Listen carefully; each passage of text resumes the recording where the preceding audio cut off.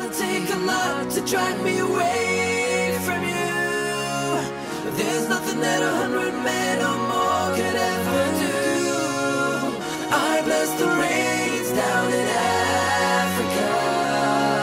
We're gonna take some time to do the things we never had.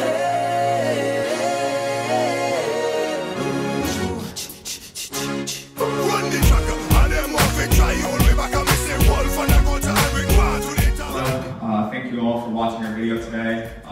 In this video, we're going to be talking a little bit about Nigeria and the disaster they suffered back in 2012, where unfortunately they had severe flooding. A lot of people lost their homes, a lot of people were distressed, and we as a team, Team 7, believe that Nigeria could have done some other measures in order to make this more preventable in the future and sort of mitigate some of the damages that they incurred. So to get started, I'm going to talk a little bit about Nigeria and some background information.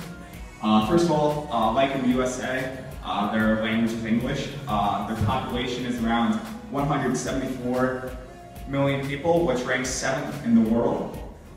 Their location, as you can see, nicely pointed out on this graph, is in northwest Africa, sort of on the coast, which lends itself to the flooding that they suffered back in 2012, as well as throughout their history.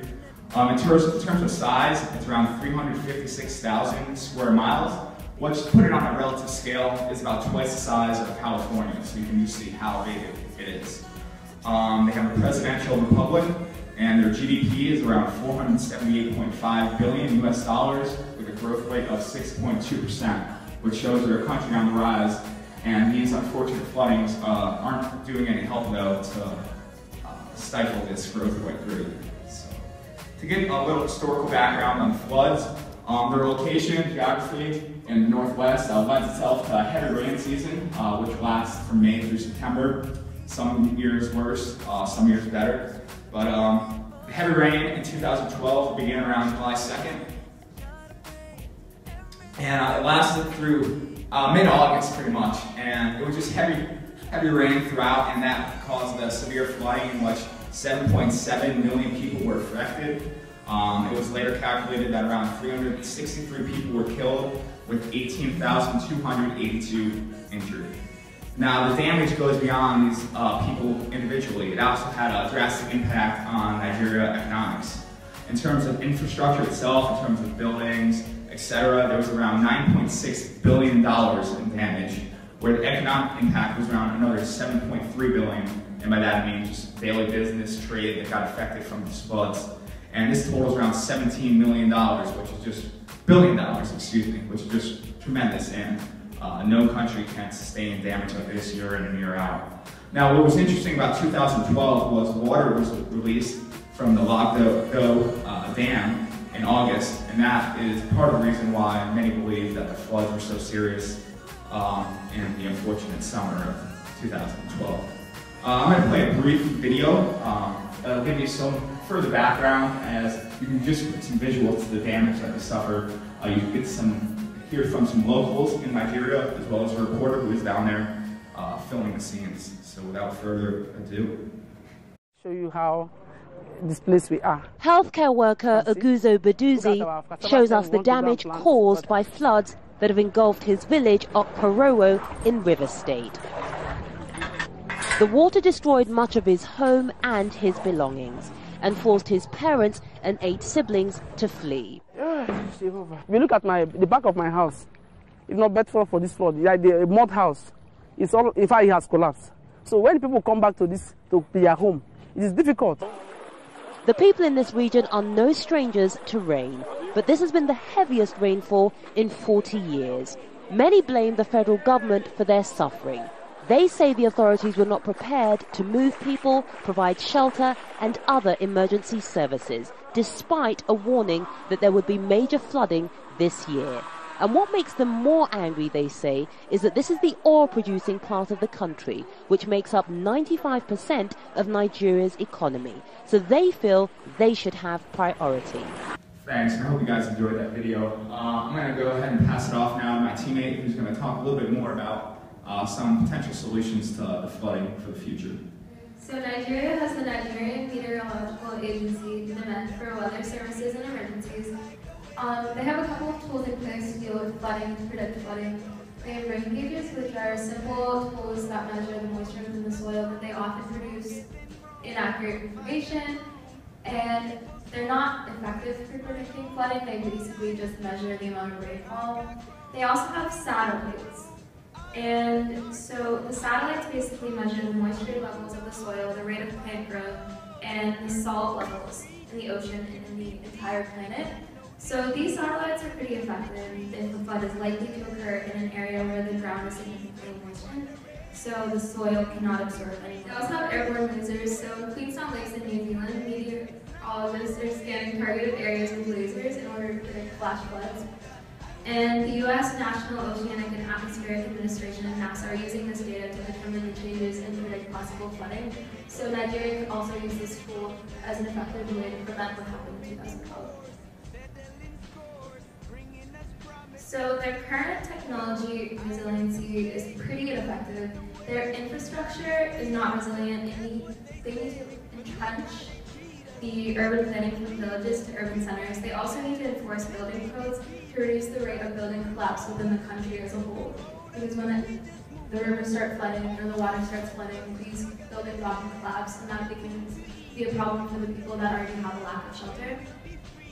So they also need to ban the building of houses in high-risk areas such as stream beds, steep slopes, and flood-prone areas to reduce the rate of casualties when the flood occurs. So the poor are getting poorer due to the rising food prices as an effect of this flood in 2012, and this is increasing the levels of poverty as well, so they need to have a plan in place to deal with that. There are also several applications that they have in place. They have the National Emergency Management Agency called NEMA, which is aggressive awareness campaign on early warning signals such as flood or other natural disasters. And while they're quick in responding, they have poor funding, and this has inhibited their ability to procure modern technology for proper entry and proper planning of actually dealing with these floods. There's been major progress, though, in the development of scale weather prediction and making new models to deal with flooding predictions. And they've also been able to predict fast floods currently, but they are short-staffed and they have inadequate funding as of now. In terms of readiness assessment, Regional Humanitarian Coordinator DJ McAdderall said that assessments were delayed and the scale was so enormous in terms of this flooding that they had a lack of data, so no one knew how many were affected until now, and no one knew how many were killed or how many were in trouble. And this lack of technical knowledge was a great problem in the emergency response system. And Olusoji Abdulwale Adeni of the UN Children's Fund and UNICEF said the disaster scale caught everyone off guard, and it was so vast that it could not be addressed quickly because the government had in place a disaster preparedness plan that addressed only the need of 500,000 people rather than the 2.1 million people that were affected in Nigeria. The coordination currently is improving due to the UN Office of Coordination of Humanitarian Affairs. They've set a small emergency response team to help deal with this problem. So now I'm going to pass it off to Rob to talk about the response. Yep. Okay, so now we're talking a little bit about social media and the response during the disaster as well as future disasters. And social media can be a great and efficient way to, one, create awareness, create awareness on a global scale as well as national scale, prevent future troubles as well as generate support on a global scale as well. Currently in Nigeria, there are 5 million smartphone users, and then over 100 million cell phones. We saw earlier that the population was around 100, or a little over 170 million, so there's not everyone has a cell phone, but we still feel it would be a great way to, one, create awareness on a national scale as well as a global scale. And so if we look at Facebook and Twitter, Facebook posts and Twitter tweets, I guess, are a great way to give a play-by-play while disaster is happening. Oftentimes quicker than the news can relay that information. And then Facebook pages are a great way to give awareness as well as great support as pretty much right when the disaster happens. The YouTube videos we saw earlier in the presentation is another good way to show the wreckage and kind of on-site scenes and of the disaster. And this will get more people, once they see what's actually happening, more likely to support and care about what's going on. We had just saw NEMA. It's a pretty good website. Like I said, it's quick responses. It's also intertwined with social media. It has a hashtag NEMA Nigeria, tweet at if something's happened, so they can even get quick responses right away if one disaster is actually happening. So can you help with social media? Another great way is for crowdsourcing for donations. GoFundMe is a good website. It's also for donations. It currently has over $1.5 million raised for the Sandy hurricane destruction in New Jersey. And then also PayPal has a giving fund, and then also Red Cross is pretty well known. Another thing social media can do is help with crime prevention. In the London riots back in August 2011, the law enforcement was actually posting the pictures of people getting arrested, so basically kind of like a humiliating type of thing. And then as well as tweeting out hashtag riot response for letting people know letting law enforcement know when riots are happening. We feel like this could be a very easy thing to do in Nigeria as well. If there's a certain area that's high in crime and there's looters, and people can kind of let people know on social media, so people in that area can kind of be prepared for that if they're in that area. And now we're going to hear a little bit about the recovery phase. So once after disasters take place, it is necessary to continue providing support to victims within the country that experience these disasters. Technology plays a large role in presenting opportunities for volunteers to aid with shelter, government, community, and infrastructure. Recoveries.org is one of these organizations that implements a clean, easy-to-use recovery software framework that can be deployed within different communities around the U.S. It provides 3 opportunities for people to get involved. One is through volunteer management tools, such as online signups.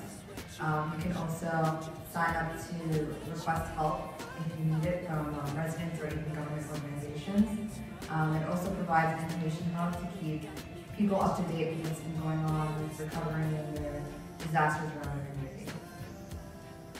One way that Recoveries.org helps the government is that it allows residents within local governments to offer support for local organizations and other governments that need kind of help with maintaining the food and everything within the community. It uses local organizers to manage the requests and offers that residents send in. And the local governments can also monitor their activity via the homepage that Recoveries provides. Residents are also a big part of Recoveries.org. They can request any help they need with moving or kind of finding a new place to live if they need. They can also volunteer or donate through their community homepage and provides a lot of information if anybody needs places to live or food or shelter. Relief Web is another international organization that provides a similar kind of help system as Recovers. It provides reliable disaster and crisis updates for analysis for humanitarian organizations. It does so through 3 main functions. One is collect, which Relief Web collects updates and analysis from more than 4,000 global information sources around the world and around the clock. It delivers this information through country reports, disaster reports, maps, infographics, and job announcements and learning opportunities for other humanitarian organizations. It also develops new information products and services that enable humanitarian partners to analyze context and situations and make better decisions in regards to how they can help communities in disaster. The Relief Web also works around the clock to monitor situations and update web content constantly to keep communities and countries kind of updating on what is going on in the situation. So thank you for watching our presentation, and I hope you learned a little bit about global outreach for communities experiencing disasters, and those are the updates. Just a small town girl living in a lonely world. She took the midnight train going anywhere. Just a city boy, born and raised in South Detroit. He took the